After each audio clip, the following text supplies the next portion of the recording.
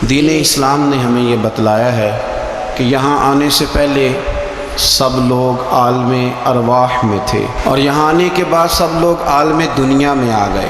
اس کے بعد جو آخری جہان ہے وہ عالم آخرت ہے، لیکن عالم دنیا اور عالم آخرت کے بیچ جو جگہ ہے اسے عالم برزخ کہا جاتا ہے۔ برزخ کا معنی تو پردے اور آڑ کے ہوتے ہیں، لیکن برزخ اس زندگی کو کہتے ہیں جو مرنے سے شروع ہو جاتی ہے اور قیامت کے قائم ہونے تک وہ زندگی انسان کے ساتھ رہتی ہے، اسے عالم برزخ کہا جاتا ہے۔ اسی کو قبر کی زندگی کہا جاتا ہے، اسی کو عذاب قبر کا نام دیا جاتا ہے۔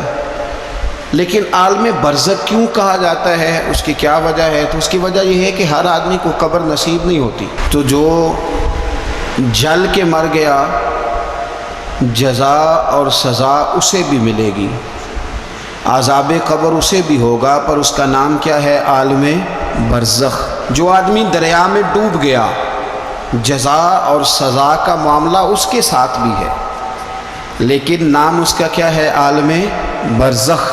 نبی کریم صلی اللہ تعالی علیہ وسلم ارشاد فرمانے لگے، حضور فرماتے ہیں کہ ایک شخص نے وصیت کی تھی کہ جب میں مر جاؤں تو مجھے بڑا ڈر آتا ہے، میں اللہ کے حضور کس طرح کھڑا ہوں گا۔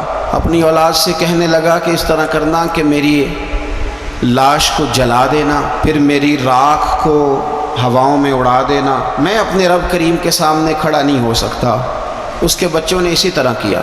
حضور صلی اللہ علیہ وسلم فرماتے ہیں پھر اللہ نے زمین کے ذروں کو حکم دیا اور زمین نے سارے ذرے اکٹھے کیے، پھر رب نے اسے زندگی دی اور پھر پوچھا یہ تو نے وصیت کیوں کی تھی؟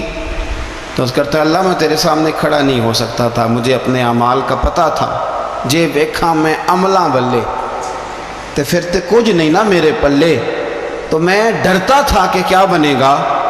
تو رب فرمائے گا فرشتوں میرا بندہ سچ کہتا ہے، اسے میرے فضل سے جنت عطا کر دو۔ تو اللہ ذروں کو بھی جمع کرے گا، ہواؤں میں، خشکیوں میں، سمندروں میں، مرنے کے بعد انسان جہاں بھی ہوگا اسے جزا اور سزا کا معاملہ وہاں ملے گا۔